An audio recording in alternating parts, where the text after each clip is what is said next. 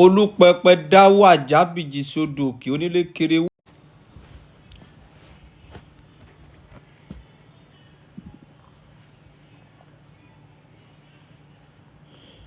Double tap kò ní lọ síwájú, má double tap kó wà lójú kan bómi adágún.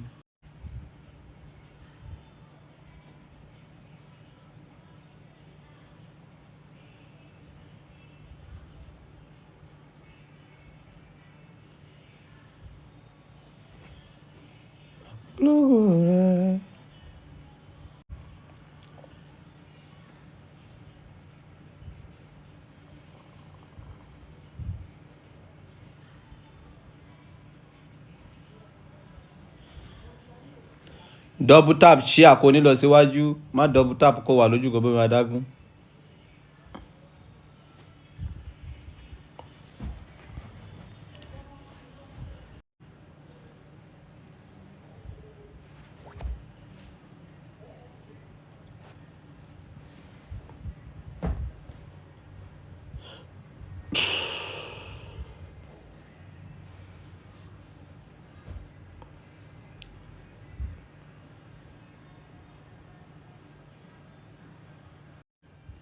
I will lift all my voice in praise. What I will do today, oh. I will lift all my voice in praise. What I know, you are only there for me. All my day, when success come my way, I will praise the Lord. Loga Bukola, thank you very much, Ojario. What I will do today, oh, I will lift up my voice in praise. Today, I will lift up my voice in praise, Jerry. Oh, what I know, you are always there for me, oh, Almighty God, oh, you are my holy Lord. Alorila. Today, I will lift up my voice in praise.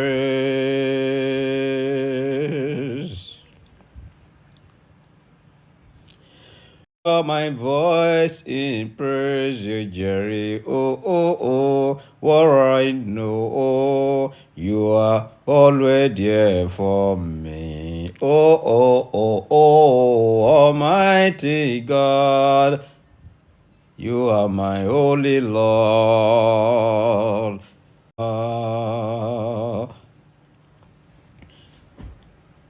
Kò sí àlórí. Kò sí àlórí láyé yìí, kò sí olórin kan láyé yìí tó kọrin tó àwọn akọrin Zioni. Tó bá ń gbọ́ Zioni, má ṣeré. Àwọn Ọlọ́run jogún orin fún. Tó bá ń gbọ́ orin Zioni. Today, oh, I will lift up my voice in praise.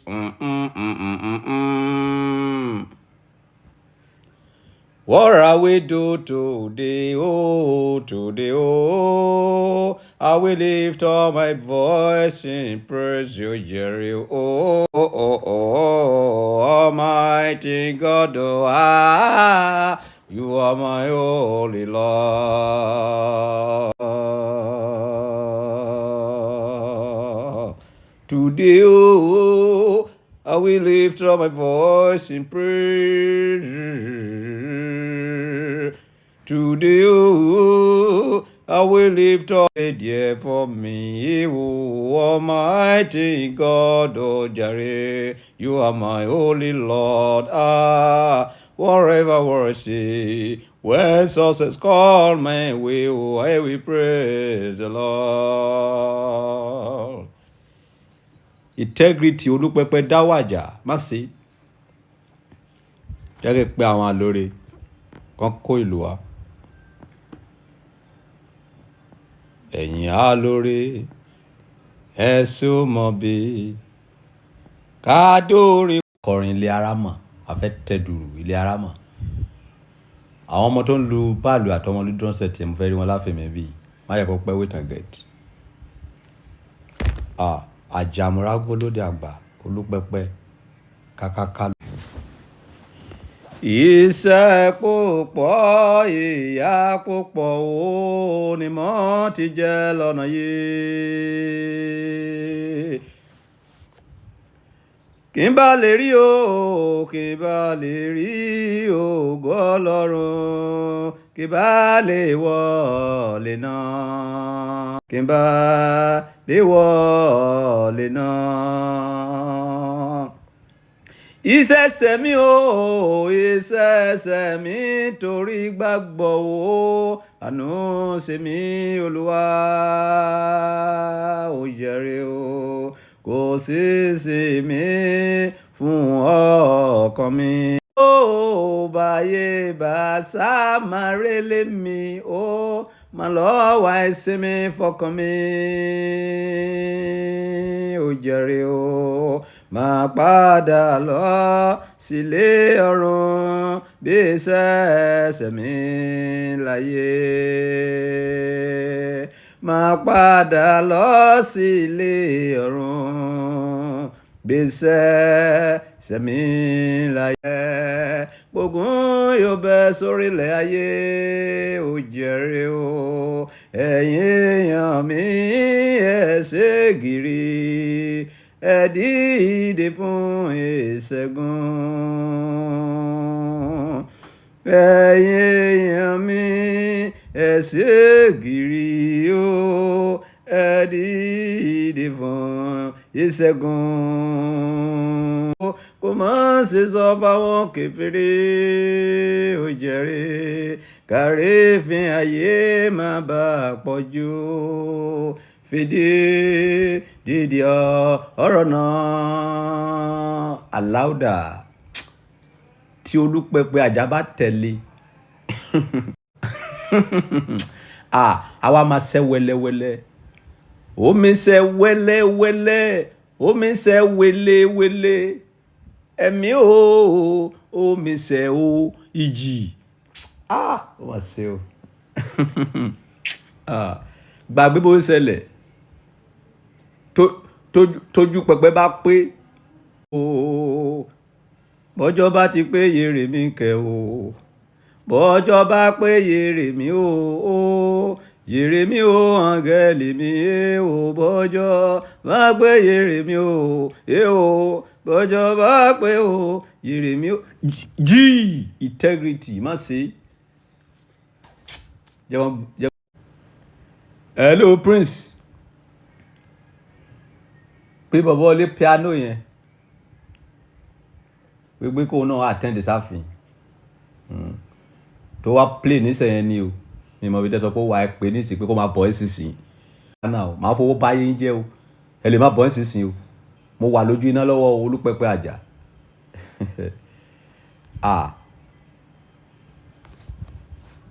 má ṣe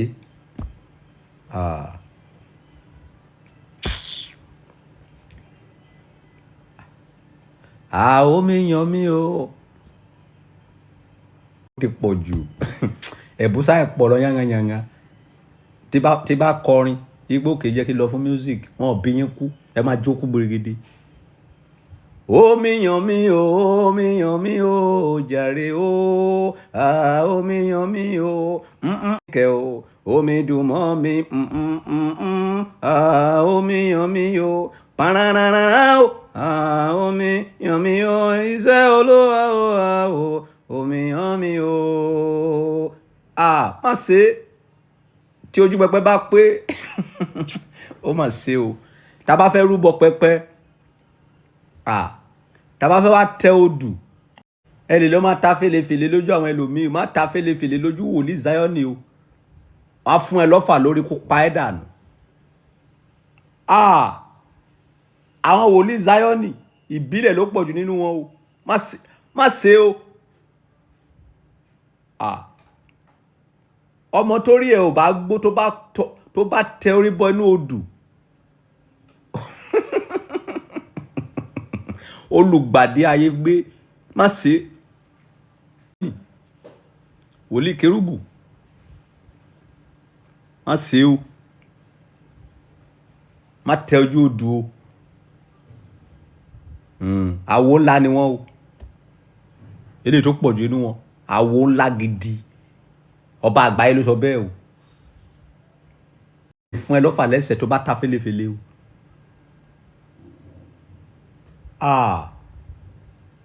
kí ló ṣe àwọn arábí kẹ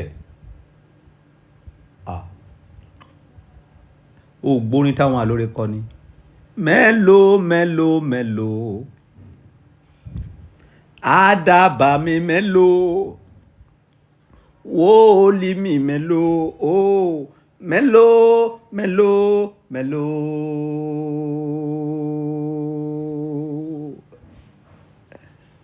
tó bá ti kọ́ fún ẹ tó ara ò bá ti balẹ̀ o máa gbọ́ fà lẹ́sẹ̀ ọfà oníyẹ̀pẹ̀ ara máa ṣe yìnrìn lórí ẹ tó bá ti délé orí ẹ máa ṣe yìnrìn tó bá rárá gbé sí wò pé tó bá rárá gbé sí kó pa ìjọ míì tó bá mọjú pẹpẹ ò ní dẹ́ṣẹ̀ lé ojú pẹpẹ. Bíbélì sọ pé ẹ máa dán ẹ̀mí wò Bíbélì ló sọ bẹ́ẹ̀ ká lè mọ́lẹ̀ tí sòtítọ́ kí la máa fi dán ẹ̀mí wò ọ̀fà ni fún ẹ lọ́fà oníyẹ̀pẹ̀ tó bá ti wọlé ó pé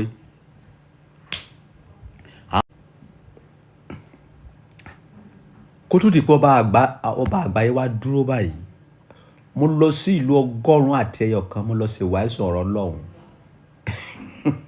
mo mọyé kó tá bá pàdé lójú ọ̀nà mo mọyé àgbákò wòlíì tá ti pàdé láyé mo mọyé èèyàn tí mo ti gbórí tì.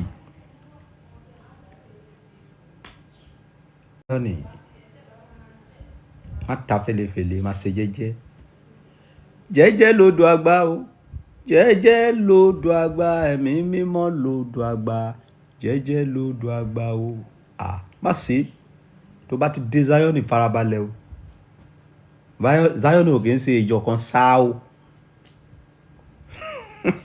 ikú lè pa ẹ́ o lè délé kó kú o má ṣe bá ti débi tí àwọn olójú kìnìún wà olójú iná wàá ṣe báyìí wọn máa cover ara wọn ni o wọn máa purọ́ tanra wọn ọba àgbáyé nìkan ló lè sọ tó bá wà láàrin wòlíì Zion wòlíì kérúbù farabalẹ̀ o wọ́n á gbé fún ẹ̀jẹ̀ a máa kórin kiri ní o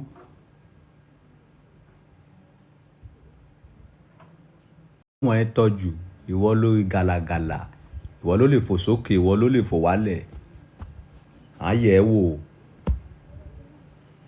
Ọlọ́run ló rán wa pé ká máa ṣe bẹ́ẹ̀ o Bíbélì gan jẹ́ kó yé wa wípé tá bá déjọba ọ̀run wọ́n ní a máa fi iná yẹ ẹsẹ̀ wa wò ẹni tí iṣẹ́ tí ẹ ò bá ti jóná ló máa wọ ìyè ànípẹ̀kun ọfà làwọn fi máa dán ẹ wò láyé ojú pẹpẹ rí iná rí àwòráwo iná ni ẹ jẹ́ kó máa bá sẹ́ẹ̀ lọ iná ni ojú pẹpẹ rí kákáká rí kì í ṣe ẹni tó kàn jí lọ́jọ́ kan tó kàn sáré bẹ́ sójú pẹpẹ tó bẹ̀rẹ̀ sí ń fò kiri bí òsínwín no o jẹ́jẹ́ lodò àgbà jẹ́jẹ́ lodò àgbà ẹ̀mí mímọ́ lodò àgbà o jẹ́jẹ́ lodò àgbà jẹ́jẹ́. má ta fèlèfèlè pẹ̀lú wòlíì Zion àti kérúbù ikú apá ẹ̀ dànù.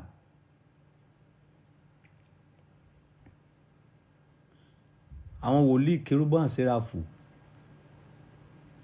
àti Zion tó bá máa sá fún tó jẹ́ wípé tí àwọn wòlíì yẹn bá dé ṣọ́ọ̀ṣì ibi tó bá jókòó sí wọn ní dìde ń bẹ̀ o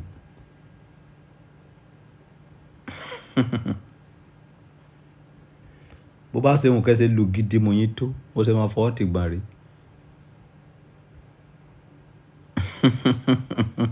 dìde wọ́n lọ síbi tó ti fẹ́ ṣiṣẹ́ tó bá ti parí iṣẹ́ yẹn wọ́n tó padà sórí ìjókòó olúpẹ́pẹ́ àjà má ta felefele níwájú wọn kó lè pa ẹ́ o ìwọ tó ń tọ́ garangaran yẹn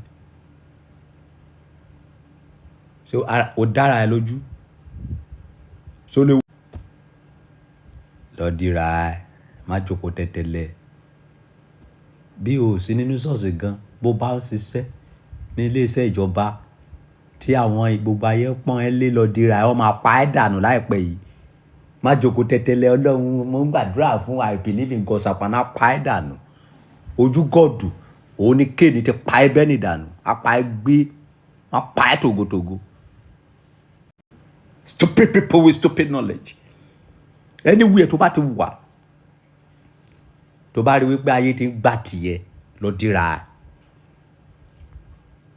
torí àwọn èèyàn máa bínú ẹ̀ because nǹkan tí ó ń ṣe táyé fi ń gbà tiẹ̀ yẹn ó ń wọn àwọn ẹlòmíì ṣùgbọ́n wọn ò lè ṣe wọ́n máa gbógun tiẹ̀ ìdí nìyẹn táwọn àlórí sáwọn fi kọrin ọmọ ológo tọ́jú ògo aláìlógo máa bì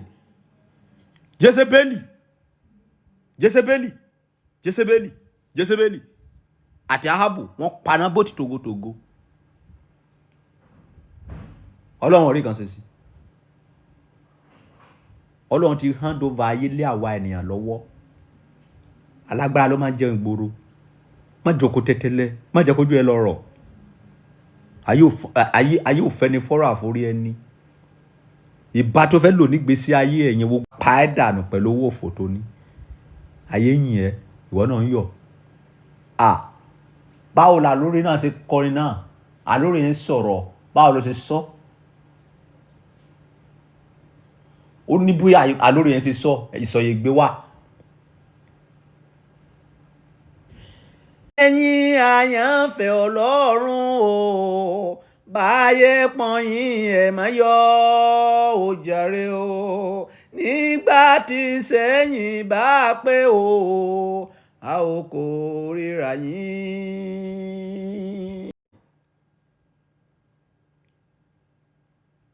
ìgbàkígbà táyé bá ti ń kẹ́ ẹ tó ti ń pọ́n ẹ ìgbà ni kó máa sáré lé ayé ẹ kó máa tọ́jú bọ oríṣiríṣi bó ṣe ń jẹ bọ ni kó máa jẹ ètùtù bó ṣe ń ṣe ètùtù ni kó máa jẹ àṣejẹ kó máa sí gbẹ́rẹ́ oríṣiríṣi má darí kàn gbélé pọ̀tá wòlíì máa wẹ táláwo wẹ gbogbo ẹ̀ pọ̀ tó bá yẹ pé wòlíì ló rán wá wòlíì máa kan irin tó bá yẹ pé àfáà náà rán wá àfáà máa kan irin tó bá yẹ pé aláwo náà rán wá aláwo máa kan irin ó wá di wípé bírin bá kan irin ìkan láti tẹ̀ fún kan o bírin bá kan irin á wá di ojú pẹpẹ àjà gbogbo àwa máa ṣẹ́ wẹ́lẹ́wẹ́lẹ́.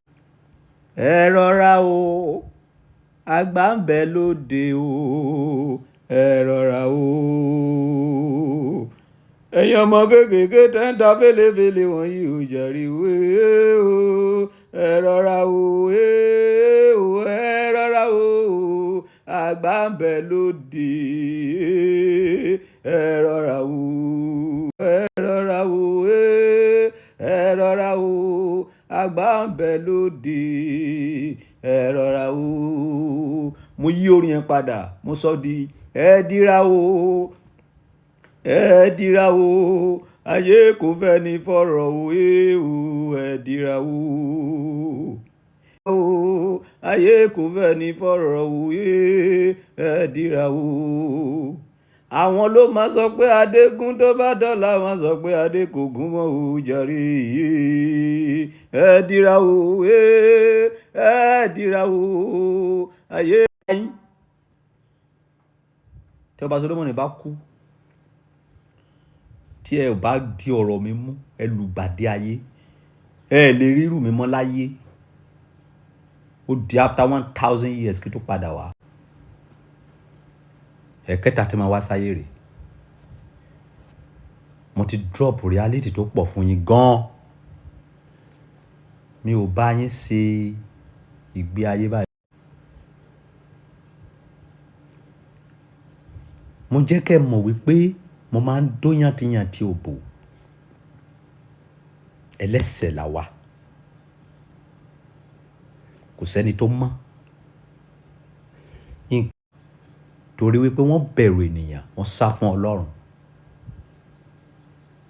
Àwọn lọ ń dó èèyàn ní kọ́nà níbi tí Ọlọ́run ti ń rí wọn. Ẹ̀rù bà wọ́n láti sọ fáwọn ènìyàn pé àwọn ń dó ènìyàn, ṣùgbọ́n wọn torí pé mo jẹ́wọ́ ẹ̀ṣẹ̀ mi fún kábíyèsí, mo ń dóbò, mi ò dẹ̀ lè repent because that is what make me happy. Àwọn ò lè sọ, but Ọlọ́run rí wọn ní kọ́nà, wọ́n ń tan ara wọn, wọ́n làwọn ń tan Ọlọ́run. Bíbélì sọ wípé ẹnikẹ́ni tó bá bú ẹ̀ṣẹ̀ ẹ̀ mọ́lẹ̀ kò ní ṣe rere. Wọn ò lè ṣe rere torí pé wọ́n ti bú ẹ̀ṣẹ̀ wọn mọ́lẹ̀, torí pé wọ́n ti tan àwọn ènìyàn.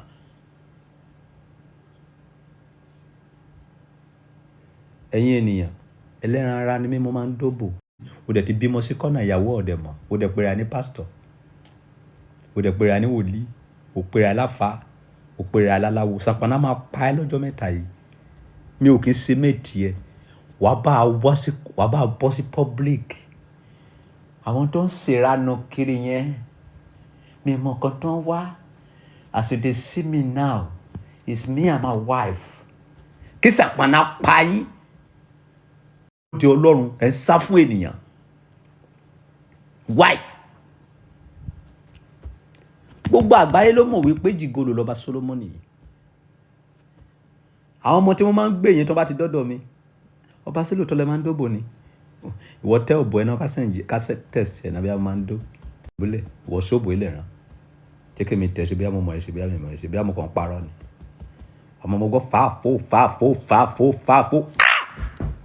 Ṣàngó rà lu wèrè lóbò. Ọba ẹ̀ ń dóbò gan o. Èmi ò mọ̀. Pẹ̀lẹ́. Ṣebí olóbó lèmi. Rídìrídì. Ẹ jẹ́wọ́ ẹ̀ṣẹ̀ yín, a máa gbà yín sílẹ̀. Bó o jẹ́wọ́ pé o pa ènìyàn, wọ́n máa pa jẹ. O lọ ń yọjú wo bò ní balùwẹ̀ bedroom. Jẹ́wọ́ ẹ̀ṣẹ̀ ẹ̀. Àǹtí Dúpẹ́, má bínú, dáríjì mi. Lánàá nígbà tẹ́ ń wẹ̀ okó mi rí, mo wá yọjú wẹ̀ ní bedroom. Ṣàánú fún mi, dáríjì. Ìgbà tó lọ yọjú wẹ̀ nìyẹn, sọ́lọ́run rí ẹ. Ṣé o lè jẹ́wọ́? O ní lè jẹ́wọ́ náà. Ṣé o lè jẹ́wọ́ ẹ̀? O lè jẹ́wọ́ irú ẹ̀?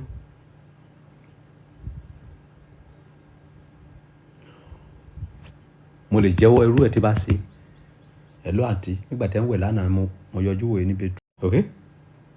Ẹ jẹ́wọ́ ẹ̀ṣẹ̀ yín. Tó bá rí obìnrin tó kó ẹ bá ń rí, àǹtí, má bínú, sáré lọ dóra okó mi rí bàjẹ́. Àǹtí ẹ̀ ló máa sọ fún ẹ wípé, ṣé aṣẹ́wó ló pè mí ni? Mi ò sọ pé aṣẹ́wó ni yín, mo kàn like yín ni. Okó mi rí bàjẹ́. Tẹ́ bá lè ṣàánú mi. Bíbélì sọ wípé ẹni tí ó fi ara rẹ̀ fúnni láti sùn, Bíbélì sọ bẹ́ẹ̀, oore ni. Okó mi ń rí, o dẹ̀ gbóbo ẹ fún mi pé ọba wá gbà kó fi tura, o sóore fún mi ni. Fúnni láti sùn. That means wípé o gbé ara ẹ sílẹ̀, èèyàn sùn lé ẹ lórí, oore ni. O ka Bíbélì ẹ débẹ̀ kàbí kí lọ kóòtù ẹ fún yín ni. Àwa ka Bíbélì pa. Wọ́n ṣe o. Gbogbo nǹkan mi ló ní backup o. Mo ka Bíbélì pa. O mọ ọdún tí mo fi ka Bíbélì ni.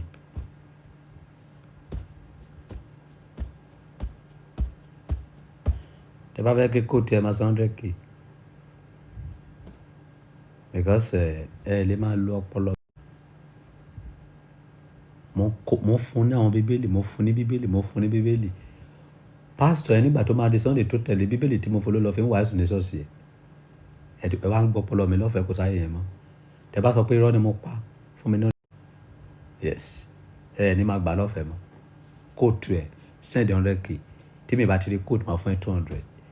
Bíbélì sọ pé ẹni tó fi ara ẹ̀ fún ni láti máa sùn, oore ni.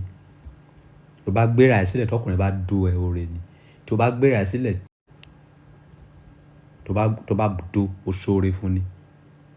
bọ̀ tó bá jẹ́ pé ìyàwó líyàwó kò dáa. tó bá yẹ pé ọkùnrin tó ti níyàwó sílé wo lè do. Torí ọkùnrin we are polygamy, obìnrin nìkan ni ò ní polygamy. Torí ọkọ ẹ ti sanwó orí ẹ̀, o ò ní right àti do. Tí ẹni pé kókò gba alámọ̀ràn wípé ẹ lọ arábìnrin lọ bá ọkọ ẹ náà, ṣé ọkọ sílé ni.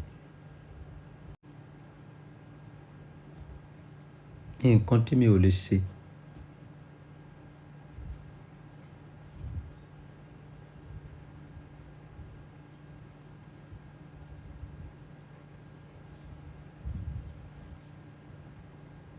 Nǹkan tí mi lè ṣe láyé jẹ́ àwọn lè dó ìyàwó léyàwó.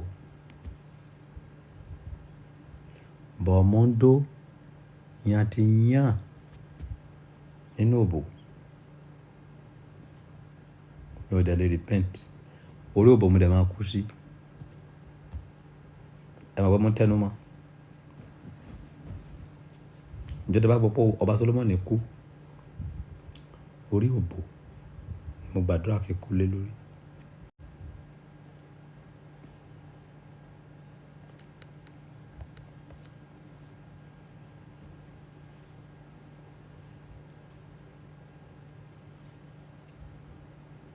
You need to ask one question.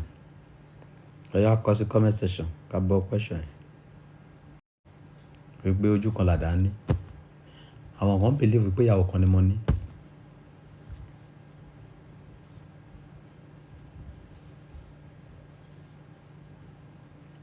Bí mo ṣe wà yìí, ìyàwó. Bọ̀ gbogbo àwọn ìyàwó tí mi ò tí ì sanwó orí ẹ̀. Bọ̀ tó sì jẹ́ ìyàwó àtàwọn tí mo ti sanwó orí ẹ̀ tá bá pa ọgbọ́n wọn pọ̀. They are 555.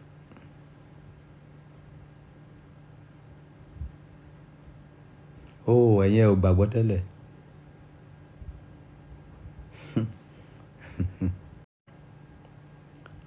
Ìdí nìyẹn tẹ́ fi pé mi ò sanra.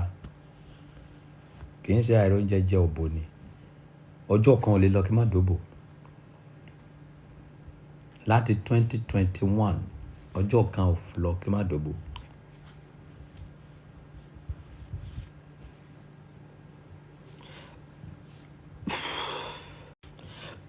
Wọ́n wà l'Ondo State. So ojú iná la wá. Àti wá dira. Àṣejẹ tí a jẹ yẹn ó ti fẹ́ máa weak. A fẹ́ wá jẹ mí sí. Every month mo fi máa ń renew power. Every month mo fi. O gbọdọ̀ jókòó tẹ́tẹ́lẹ̀ nínú ayé. Ayé ya wèrè gan. O lọ jókòó tẹ́tẹ́lẹ̀ wá pa ẹ́ tògótògó. Bó bá ti pa ẹ́ wọ́n aṣojú wọn mẹ́rẹ̀. Bó ti kú tiẹ̀ tán. O ò ní gbà fún wọn ni.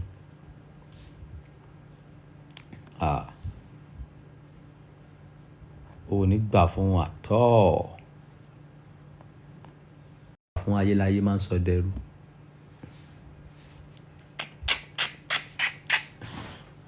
Di kọ́kọ́rọ́ yẹn mú bí mo ṣe fún ẹ.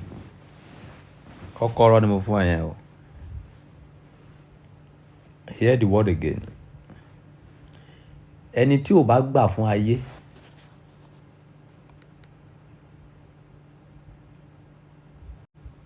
Ayé máa ń sọ di dìdìrìn tó. Ojú iná. Má ṣe o. Gbogbo ogun tá wá ń ṣe yìí kì í ṣe ká má kú o. Ó ń ṣe torí ìbá tó fẹ́ lò nígbésí ayé ẹ kó lọ́kàn ẹ lè balẹ̀ láti lò. Bó jẹ́ ọdún 10 péré ló fẹ́ lò kọ́kàn ẹ balẹ̀ ní territory ẹ kó wà confident. Òun fẹ́ ṣe ẹ́ ní kíní kan kó wá máa sáwé léjeléje. Wọ́n mọ̀ tí máa pé ní June 11. Mo ń dúró dè ń ṣe pé mo fẹ́ kú.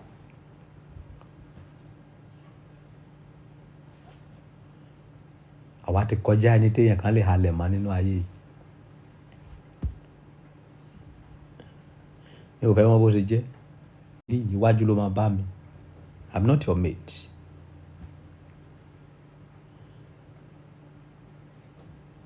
tí bá lo tàfà fún ẹ tó bá ràn ẹ máa lo ti babaláwo fún ẹ tí bá lo ti babaláwo fún ẹ tó bá ràn ẹ máa lo ti wòlíì fún ẹ tí bá lo ti wòlíì fún ẹ tó bá ràn ẹ máa lo ti hindu fún ẹ tí bá lo ti hindu fún ẹ tó bá ràn ẹ máa lo talisman fún ẹ kó máa pa ẹ òòlì. èmi tí ò jókòó síbi kan rò pé mi mọ̀ nǹkan tí mo ń ṣe ni a lè lo ti babaláwo nígbà míì kó má mú ẹ a lè lo tàfà nígbà míì kó má mú ẹ a lè lo ti wòlíì mo máa lo talisman. ok so ilé ayé tí a wà oògùn ó máa ń gbọ́rọ̀ ìdí nìyẹn mi ò kí ń lọ bá ènìyàn àdẹ́ mo ní ìdí kọ́sítọ́ọ̀mù kan níbí nígbà tí mo ń bọ̀ l'Ondo State àwọn kọ́sítọ́ọ̀mù dá mi dúró lọ́nà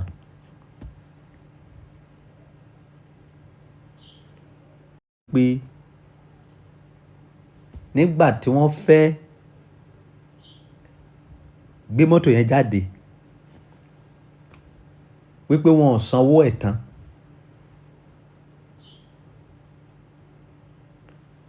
nǹkan tó wáyé nǹkan tí ìyé mi mo fẹ́ kí n padà dé kò kí tó lọ sí investigation tí mo ṣe ni o because bí mo ṣe wà yìí mo máa láìkì kí n ṣe gbogbo nǹkan mi kó pé pérépéré mọ́tò mi ò díwù rí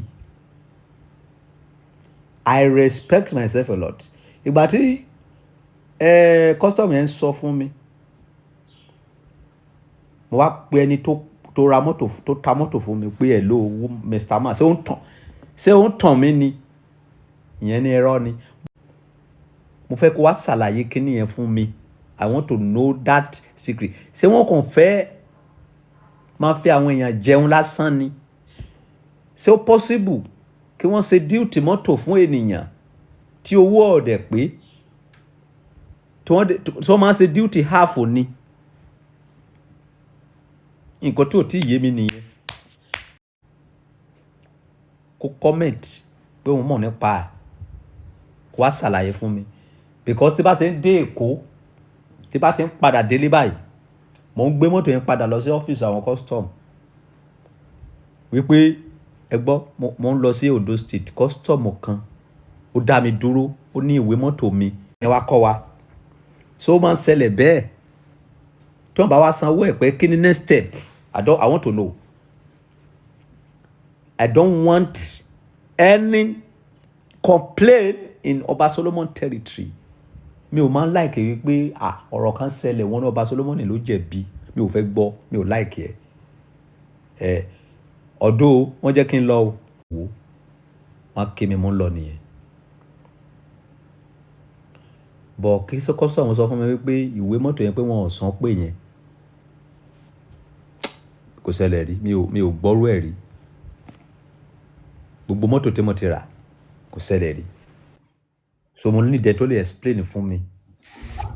ọba ṣé ń gbọ́ mi mo ń gbọ́ yín. ẹ káàárọ̀ ṣe ti rí gbogbo kíní yẹn ń ṣẹlẹ̀ jẹ́ sọ bó ṣe ń ṣẹlẹ̀ fún yín tẹ́ bá fẹ́ yọ mọ́tò ẹ bá ẹni tó fẹ́ bá yín yọ mọ́tò sọ nǹkan tẹ́ ń fẹ́ nǹkan tẹ́ ń fẹ́ yàtọ̀ sí nǹkan táwọn agent máa ń ṣe àwọn tó ń yọ mọ́tò máa ń ṣe mọ́tò lè jẹ́ 2010 kan kọ sí ọ̀dọ̀ custom pé 2005 ni àbí 2006 so owó mọ́tò mi lè wà kó jẹ́ pé kò ní accident tán ti rà níbi tán ti rà ìgbà tán bá dọ̀dọ̀ custom wọ́n lè sọ pé ó l'accident igbá ó l'accident àgbo ọ̀tọ̀ ni owó tán máa fi sórí ẹ̀ kó lè less láti san fún kán lè fi gbé jáde ó dìpẹ́ndẹ̀ tó bá ń gbé mọ́tò jáde àbí ìgbà tí mo sọ yẹ ẹni tó bá fẹ́ ṣe bíi ti yín á sọ fún ẹni tó fẹ́ yọ mọ́tò ẹ̀ jáde jọ mọ́tò yìí 2012 ní owó 2012 ní kó san fún mi oye báyìí náà rà $100 yẹn náà máa tax wọn láti sanwó lé lórí oríṣiríṣi bẹ́ẹ̀ ló ṣe máa ń ṣẹlẹ̀ táwọn ọgbọgbọ́n tán àlùmọ̀kọ́rọ́ yìí tán máa ń lò nìyẹn so ẹni tó bá wá ra mọ́tò níbi tó bá ti rà ló máa sọ pé ìwé tóun fi ra mọ́tò ní iye báyìí ní mọ́tò yìí yíyà báyìí ní mọ́tò yìí ẹ̀dẹ̀ gbúdọ̀ sanwó ẹ̀ pé tó bá tẹ̀yìn bá ti lè sanwó ẹ̀ pé wọ́n á sanwó ẹ̀ pé fún yín ẹ̀ sanwó ẹ̀ pé fún wọn wọ́n á dẹ̀ gbàgbé ẹ̀dẹ̀ gba receipt. now nígbà tó ti wá ṣẹlẹ̀ báyìí wọ́n ti wá yọ jáde báyìí wọ́n sọ pé kò pè é kí ni solution sí kíní yìí. tẹ bá fẹ́ ẹ lè lọ sí ọ̀dọ̀ ọ̀gá custom ẹ lọ sọ́fíìsì àwọn custom kẹ́ ẹ sọ fún wọn pé nǹkan báyìí ló ṣẹlẹ̀ pé báwo ṣé ti rí nọ́màlì ẹjẹ́ sọ fún yín bó ṣe yẹ kán ṣe máa yọ mọ́tò fún yín tí èèyàn bá fẹ́ yọ mọ́tò ní port ṣé ti rí ẹni tó ní mọ́tò yẹn gangan ló yẹ kó lọ sanwó iye tí custom bá sọ pé òun fẹ́ gbà sí àkáǹtì àwọn custom kó gba rìsíìtì ẹ̀ dání kó wá fún agent kí agent wá lọ ṣe any small iṣẹ́ kéékèèké tó kù lórí ẹ̀ ó dẹ̀ bá gbé mọ́tò ẹ̀ jáde ṣáà pé àná ju 2 million torí pé káwọn bá lè kó yòókù sápò ṣùgbọ́n ẹni tó bá ti mọ gbọ́ wọn tó dẹ̀ fẹ́ ṣe normal wàá fún ara ẹ lọ bá custom yíya mọ́tò yìí ní ìwé mọ́tò yìí rèé èló ni owó ẹ̀ wọ́n wá sọ pé iye báyìí lẹ máa san iye yẹn lẹ́yìn wà lọ sọ sápò gọ́ọ̀mẹ̀ntì tó jówó gọ́ọ̀mẹ̀ntì ìyẹn lẹ́wà fún agent yín táwọn lọ bá yín yọ mọ́tò yín jáde. ọ̀ nísìnyí tí mọ́tò dẹ̀ ti wà lọ́wọ́ mi nísìnyí mo lè lọ sọ́fíìsì ọ̀fíìsì kẹ́ lọ regularize ẹ̀ yes then any mọ́tò tó bẹ̀rẹ̀ tí wọ́n gbé wá fún yín subsequently ẹ máa béèrè lọ́wọ́ wọn pé ṣé ẹ sanwó mọ́tò ìpín ṣe tán máa yọ jáde ní port ńbẹ̀ tán bá ti mọ àwọn custom ẹgbẹ́ wọn náà ló máa bá wọn ṣiṣẹ́ wọn yẹn. but ibi tó kù sí ni wípé ṣé ó níbi tó máa ń kọ́ sí nínú custom paper yẹn pé wọ́n sanwó ìwé yìí pé àbí wọ́n san kú. náà ó ní iye tí ó gbé tẹ gbúdọ̀ san ó wà ló tẹ bá dé ọ̀dọ̀ wọn wọ́n máa gbéwèé wọn gan jáde fún yín láti sọ pé ok yí mọ́tò báyìí yí àbáyìí ọdún báyìí ló dé iye báyìí ló yẹ ká san lọ́dún yẹn. rárá nǹkan tí mo sọ lélẹ̀ nǹkan question tí mo béèrè lélẹ̀ ìwé for example yìí sì bí àwọn fẹ́ lọ ra mọ́tò lọ́wọ́ dínà tí ó ní nǹkan tí mo lè wò níbẹ̀ tí màá fi mọ̀ nínú ìwé tó fún mi nínú ìwé custom yẹn pé. tí ẹ bá ti béèrè rìsíìtì wọn fi sanwó sí fún custom gangan ẹ wá wò ó ok tí mọ́tò bá jẹ́ bíi 20 million ẹ gbà pé mo lè san less than 2 million lórí mọ́tò yẹn ṣùgbọ́n tí mọ́tò jẹ́ 20 million tó yẹ pé wọ́n san 800,000 fún ìjọba ẹ ti mọ̀ pé wàhálà ti wà nìyẹn wọ́n á gbé mọ́tò jáde o wọ́n á yọ mọ́tò jáde o owó ìwé custom náà ni o ṣùgbọ́n wọ́n ti ṣarúmọjẹ lórí ẹ̀ ṣé nǹkan tí mo ń sọ yé yín ọba so ìwé yẹn wà lára gbogbo ìwé custom tó kó fún yín mi wàá mọ̀ bí wọ́n kó gbogbo ìwé custom fún yín nígbà tẹ́ gbà tẹ́ lọ ra mọ́tò wọ́n gbọ́dọ̀ kó gbogbo document. gbogbo custom yẹn ló wà lọ́wọ́ mi sẹ́ẹ̀. nínú ẹ̀ rìsíìtì wà ń bẹ̀ tán fi sanwó rìsíìtì tán fi sanwó ìjọba ti custom gangan ó wà nínú ẹ̀ so ẹ yẹ̀ wò ẹ lọ wo ìwé kan kó fún yẹn ẹ wo rìsíìtì ẹnìkan bá yín wò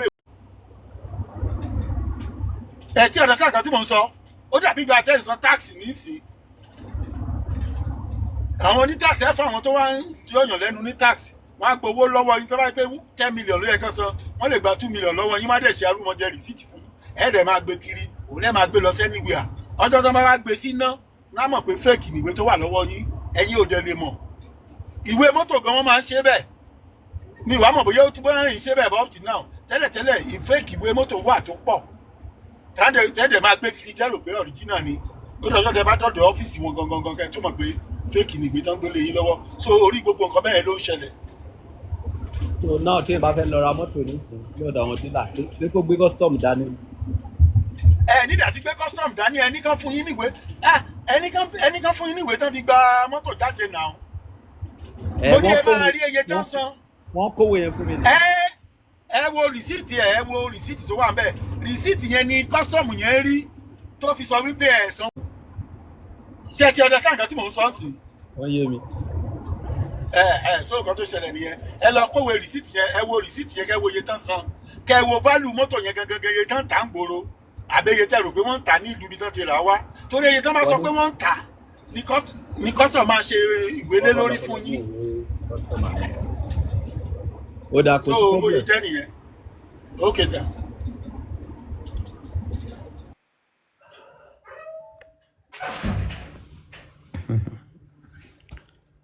Bring me up, Baba.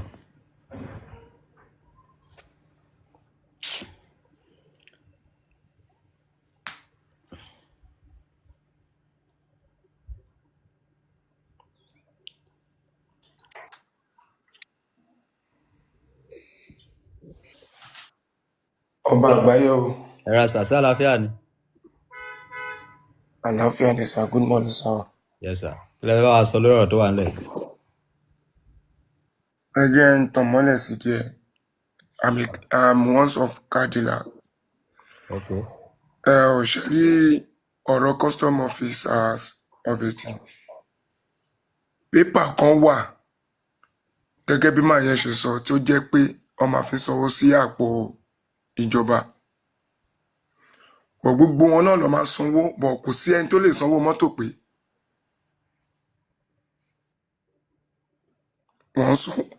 wọ́n sanwó ẹ̀ pé.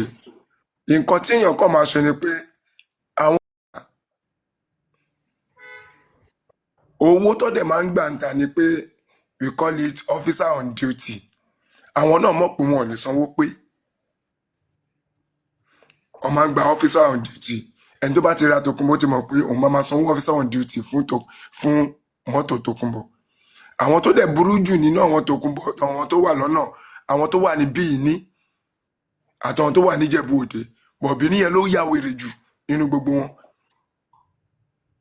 Wọn ò ní gbà, wọ́n máa gba owó tó ẹlòmíì tó bá ti mọ̀ ń pa ẹ̀, wọ́n lè gba 300,000, wọ́n lè gba 1 million tó bá jẹ́ àwọn niggas, àwọn yahoo boys yẹn tó bá jẹ́ wọn ni, wọ́n máa gba owó gidi lọ́wọ́ wọn, ti mọ̀ pé àwọn lè yọ mẹ́nu ẹ̀, òtè ni wọ́n máa gba owó gidi lọ́wọ́ wọn. But tó bá jẹ́ pé àwọn tó bá mọ̀, but owó tó máa gbà last is 10,000, ẹ̀dẹ̀ máa bá ti ń lọ. Àwọn tó bá wà ní Ìjẹ̀bú Òde, àwọn yẹn 5,000 lówó wọn, but tó bá jẹ́ àwọn tó bá kù 1,000 ẹ máa fi débi tẹ́ ẹ lọ. But ẹni tó bá sọ fún yín pé òun sanwó pé irọ́ ni,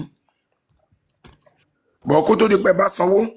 náà nǹkan tẹ́ àti sọ nísìnyí wípé ṣé owó yẹn pọ̀ láti san ni àbí kò possible láti sanwó pé àbí wọ́n create kíní yẹn láti máa fi fún àwọn custom lóúnjẹ ni? I just want to know. Owó yẹn pọ̀ láti san. Tí wọ́n bá sanwó yẹn pé a ní lè máa ra mọ́tò níye tá a rà á. Irú Corolla sì tó ń tà ní 10.2, 10.5, àwọn 07. Owó tó gbọ́dọ̀ san lórí ẹ̀ tó máa jẹ́ tìjọba, ó gbọ́dọ̀ wọ close to 5 million plus. Ẹ̀dẹ̀ máa ṣípù ẹ̀ $1,002. Ẹ máa ra owó yẹn lọ́hùn. So tó bá sọ owó yẹn pé approximately owó yẹn ti wọ 10 million naira. So tó bá gbé dé bí ẹ̀ náà máa ṣiṣẹ́ pẹ́pẹ́pẹ́ lára ẹ̀. Tẹ́ bá fẹ́ ní òkè ẹni tó ṣe owó 10 point something, ó gbọ́dọ̀ lè fi bóyá bí 1 million plus ìta ọjà bí 1.5.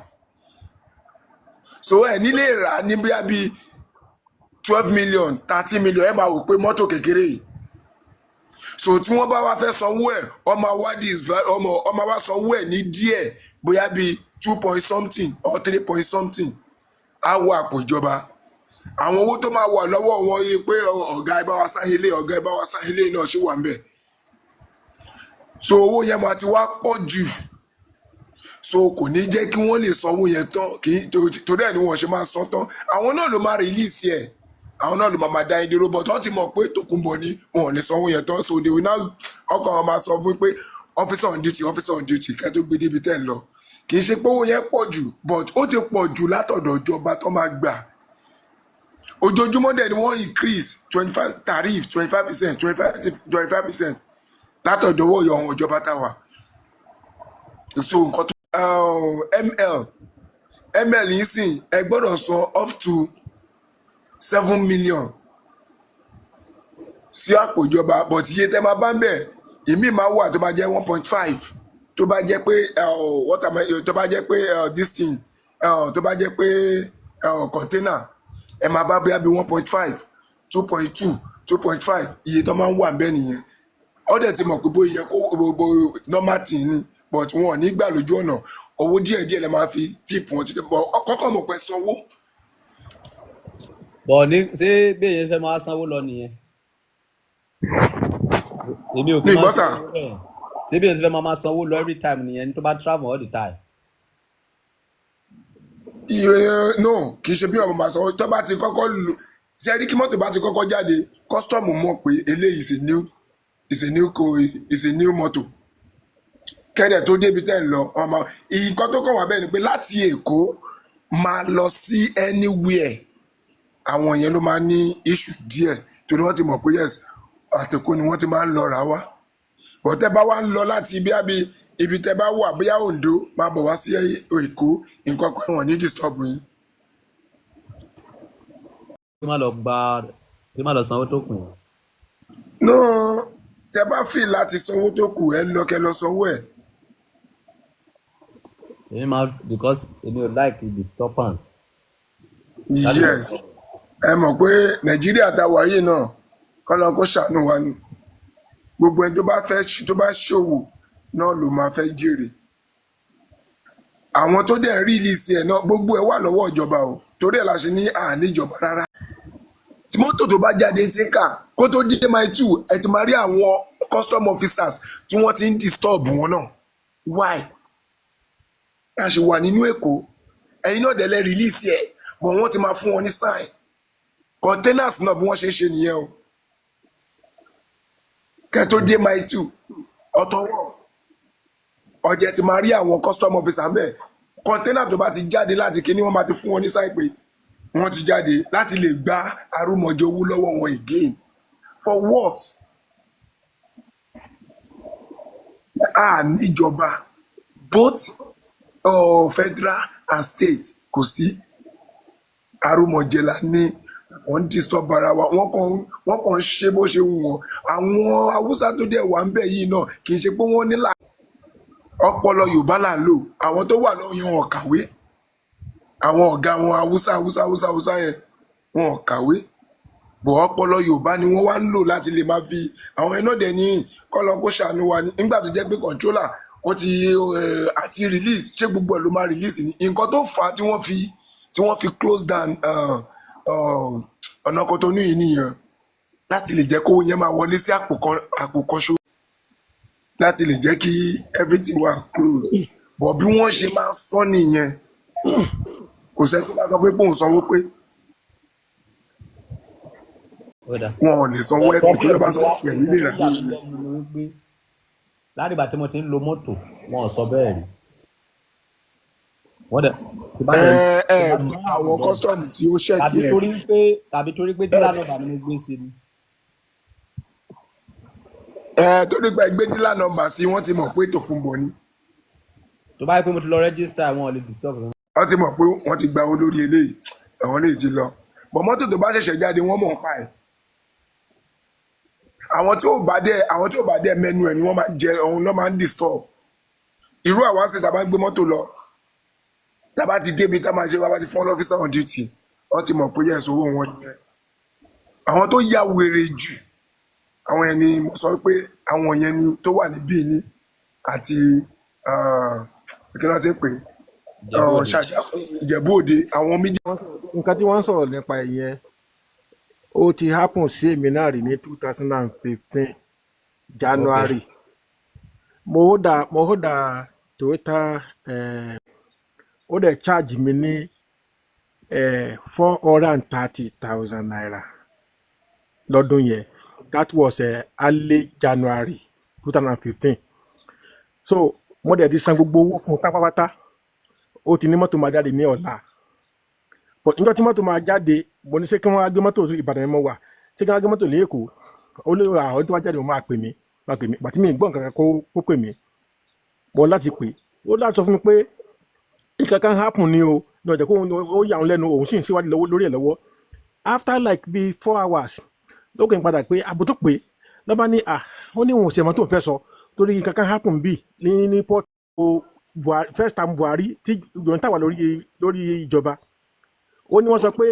ìjọba Jonathan ní ìdí owó mọ́ owó gbogbo mọ́tò tó bá wà ní port wọ́n ní ìdí owó lórí ẹ̀ mo á ní kí ló ń tààrà sọ fún mi ó ní ìtàn sọ ó ní wọn ò gbọ́dọ̀ ẹ̀rí níjọ́ tó ti ń ṣe clearing ok kí ló máa ṣẹlẹ̀ ọba ní wọ́n tó pé àwọn gbọ́dọ̀ san full owó mo ní sẹ́yìn ẹ̀sán full owó tẹ́lẹ̀ ni ó ní gbogbo àwọn náà làwọn ní kò sẹ́ni tí máa san gbogbo làwọn máa dọ́gbọ́n sí ní gbogbo yẹn pé end up sí lọ́dún yẹn so mo sanwó yẹn ó fún mi ní ìsíìtì méjèèjì o ìsíìtì tó fi sanwó lákọ̀ọ́kọ́ àti ẹlẹ́kejì wọn àtàchì ẹ̀ mọ́ kí ló máa ṣẹlẹ̀ mọ́tò yẹn mò ń lò lọ ìgbà tó wá di 3 years after mo wá ń travel lọ mo lọ sọ́sọ́gbó mo gba ọ̀nà wo àlàfo Ìbàdàn sí wo ni àwọn kọ́sọ̀mù ti dúró wọ́n ti dá mọ́tò dúró rẹpẹtẹ mọ́tò at least mọ́tò àti driving license mọ́ kó fún wọn gbàtà ń yẹ̀wò ọba ní ọba ní ẹ̀sà ẹjọ́ ó ní ẹ̀fọn afún mi níbi ìṣẹ́jú 5 péré òun fọlọ́n bẹ̀yìn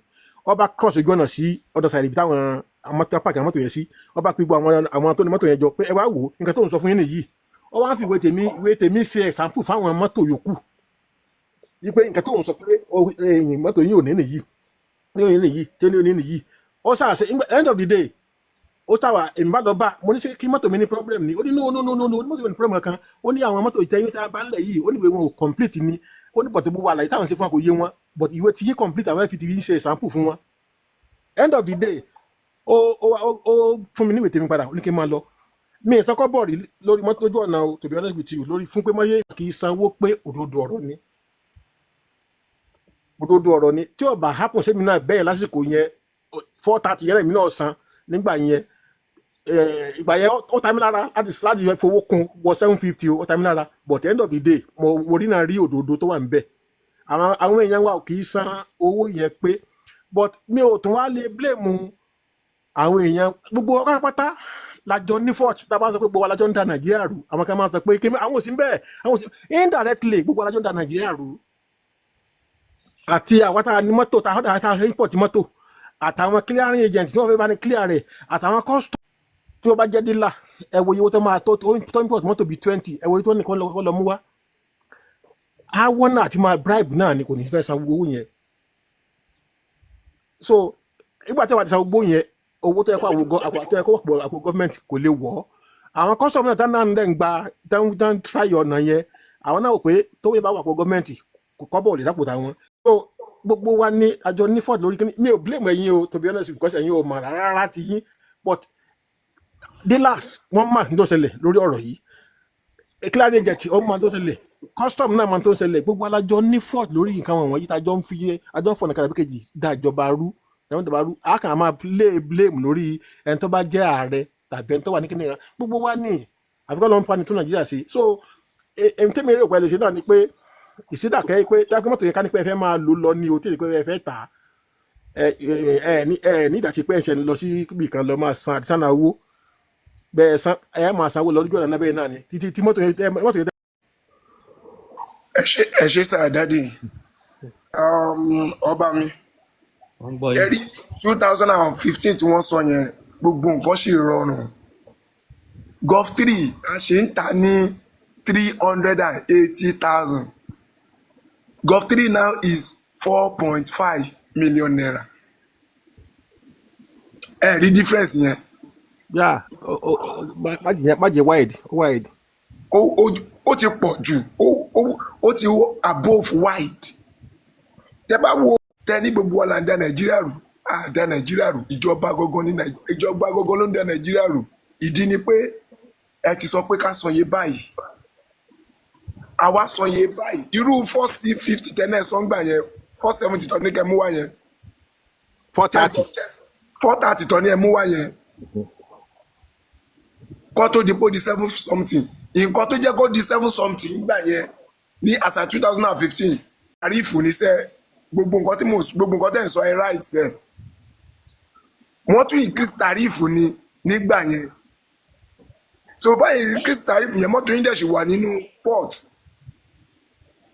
ṣóyè òun ni wọ́n fi sọ fún yín pé tó bá jẹ́ lómi kò ní fẹ́ san á dẹ̀ wọ demurrage tó bá wọ demurrage each day demurrage by then 25,000 each day demurrage now is 700 and something thousand tí mọ́tò yín bá ti kọjá ọjọ́ mẹ́ta ó bá ti kọjá 2019 nínú COVID-19 èmi jáde mo wá ta ọjà torí mo mọ̀ pé kò sí COVID bẹ́ẹ̀ ẹni tí mo lọ tajà fún ó bomú bojú bo gbogbo ẹ̀ ní mọ́tò lẹ̀ ó dẹ̀ wá láti inú òkè ó dẹ̀ wọnú mọ́tò ó fìlì tí gbogbo mọ́tò kò tó wọlé gan mo ta ES 350 2,290,000 ES 3650 now is 13 million naira ẹ wo difference yẹn 3 million naira orí ẹ 10 million plus on top wọ́n dẹ̀ increase tariff yẹn every day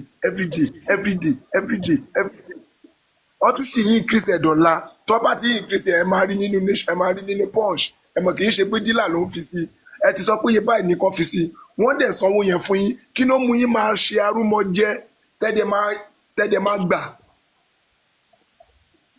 àwa ṣàkọlà wà nínú ọ́fíìsì as custom officer. Ok ẹ jẹ́ kí Torí mi ẹ̀ sọ la ṣe ní ẹ jẹ́ kí mi àwọn sọ kọ́ là kan ń dàrú. ẹ jẹ́ kí mi sọ Ìjọba kan ló ń dàrú. Ẹ má jẹ́ pé iye tó bá ní dílà sọ la máa ń sọ o. àní ẹ jẹ́ kí mi sọ kí ni kan tí Iye mo ọ̀tọ̀ la máa ń bá nínú pépà o. tẹ́rí tàrífù so iye báyìí ni owó yẹn máa jẹ́ o òun ló calculate ẹ̀ tẹ́ bá sọ fún yín pé but tàrífù tí wọ́n sọ pé wọ́n increase kò yẹ kó ga tó iye báyìí a ní iye tó jẹ́ nìyẹn a kà mọ́ calculate irọ́ ọ̀hún ṣe gbẹ end of the day a ní choice a fún lówó iye tó pè fáwa nìyẹn iye àṣedílà importer iye tó pè fún mi nìyẹn èmi ò mọ iye tó san ní pọ́ọ̀tì lọ́hùn kò dẹ̀ sọ fún mi pé iye tán ní kò wọ́n san nìyí gangan à ń rí ìwé tó ń san owó tó san wọlé tó wà ní bí around 1.2 níbo ni 1.2 tó kù wà kankan a ní ṣe alájí ẹ̀yin lẹ́mọ̀ àmọ́ kọ́sítọ̀mù yẹn òun náà sanwó tiwọn akínní kan ẹ̀ sanwó tiwọn bẹ́ẹ̀ bá ṣe bẹ́ẹ̀ wọ́n tó yóò ní wọn.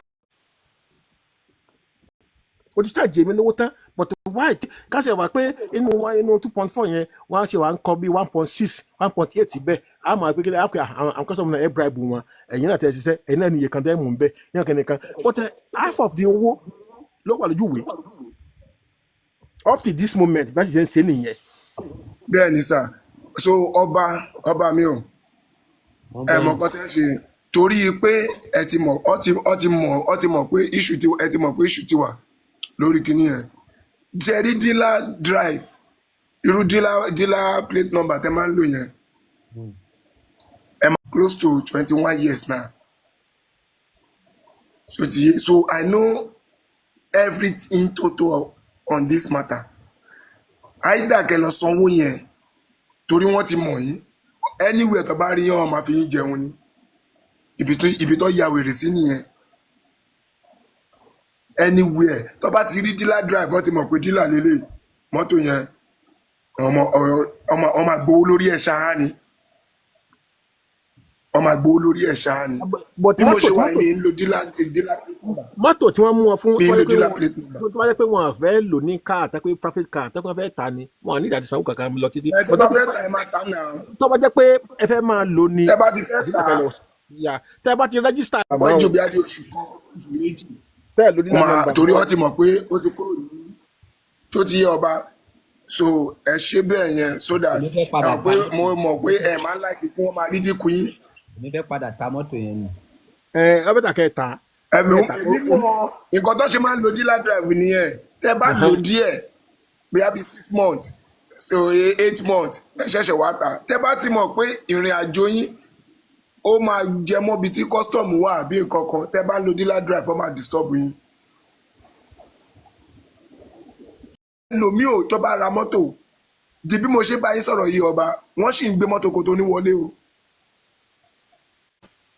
wọ́n sì ń gbé wọlé but tí wọ́n bá gbé wọlé wọn ò ní jẹ́ kí ẹ̀yin fúnra ara yín wà ó máa wá deliver ẹ̀ fún yín ni tẹ́ bá ti wá ń lò báyìí kí ọ̀pọ̀lọpọ̀ máa gbọ́ sí irú nǹkan tí yóò ṣẹlẹ̀ yẹn ló máa ń padà ṣẹlẹ̀ but irú tí Kotonu yẹn wọ́n máa gbá direct ni wọn ò ní release ẹ̀ mọ́ ó sì ń ṣẹlẹ̀ yóò máa ń wọná ó ní nǹkan kan tí wọ́n máa ń pè ní C number gbogbo mọ́tò ló ní iye tí wọ́n máa sọ fún government gbogbo mọ́tò ló ní irú àwa sì gbogbo mọ́tò ni mo mọ iye tó máa wọlé iye tó máa wọnú owó government gbogbo mọ́tò mo mọ iye I deal with all cars tíyàn bá tag tó bá wo page mi sìn ẹ máa rí níbẹ̀ ẹ máa rí gbogbo mọ́tò tí mo ti tà tí mo so nǹkan tó ṣẹlẹ̀ ńbẹ̀ ni pé mọ́tò Kotonu tíyàn bá ti rà tí wọ́n bá gbé wá fún yín direct ẹ̀yàn á máa lò láàrin bóyá Èkó lọ gbé wá ẹ máa lò láàrin Èkó kò ní sí disturbance bọ̀ ẹ wá fẹ́ lọ láti Èkó sí Ìjẹ̀bú Òde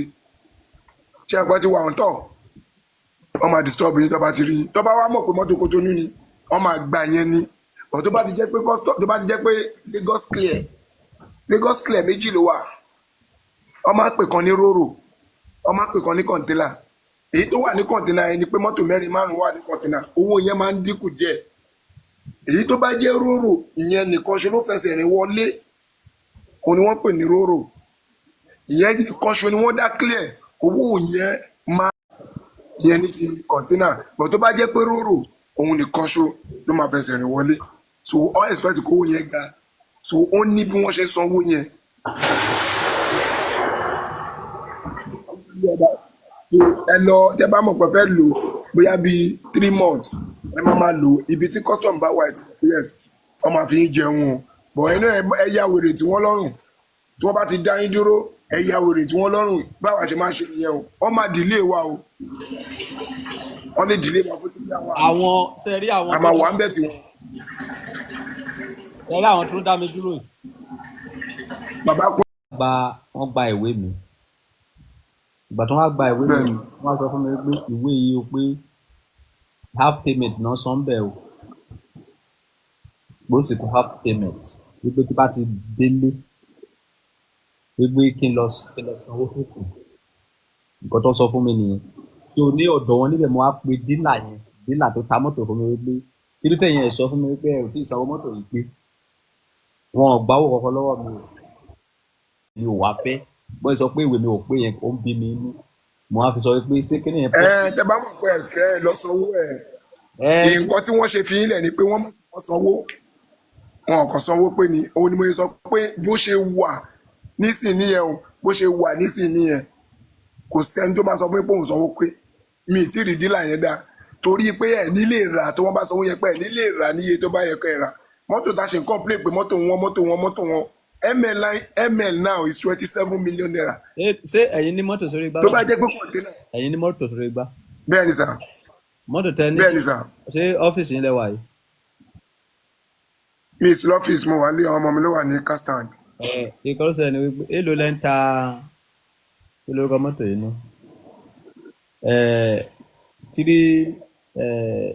Lexus 350 èlò ní. ES 350. ES 350. èlò ní car. ES 350. ES 350 mi mọ model mo ní oní 25 mo ní oní 24 million. káà. jíìpù ẹ̀ ńkọ́. tó bá yẹ jíìpù ẹ̀ 2 ES 350 ó 10 11 12 ìyẹn 24 million. mo ń sọ nípa 2016. ó 16 is another shape.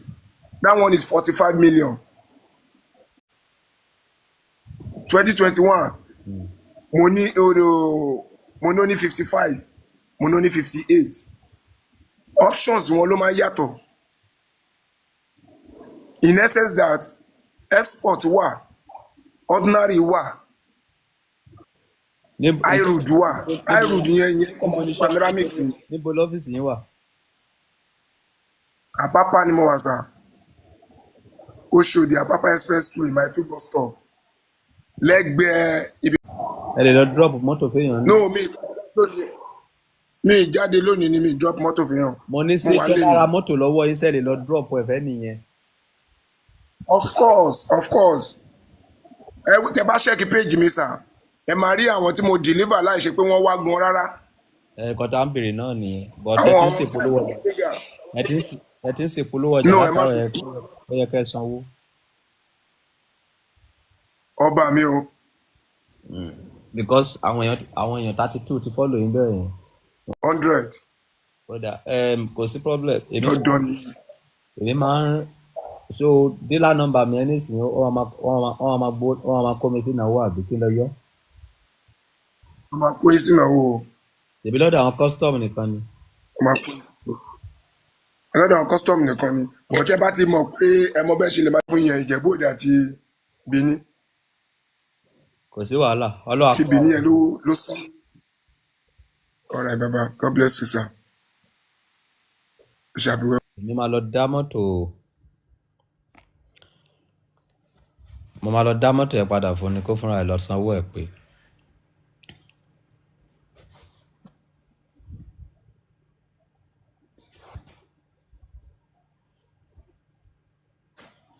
tó ti lọ. ẹ jẹ́ kí n fi padà wá sókè.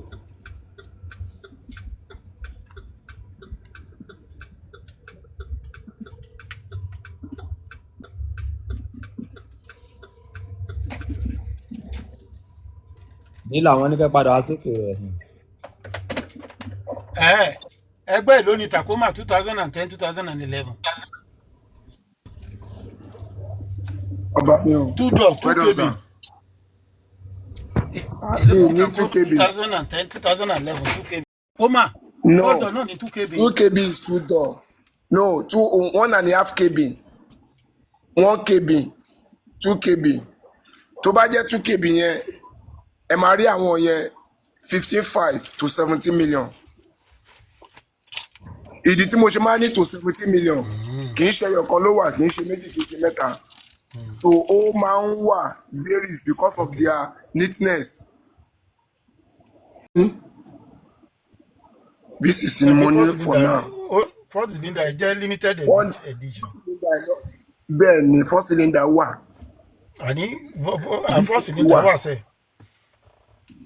Náà ni 4 cylinder tí mo wá nísìn ó máa di next week. Ó máa di next week kí n tó lè ní 4 cylinder for now. So tó bá dẹ̀ ti dé mo ṣe máa mọ iye tí ó máa sí. Ọba mi kò ní yọ ẹlẹ́fun yín.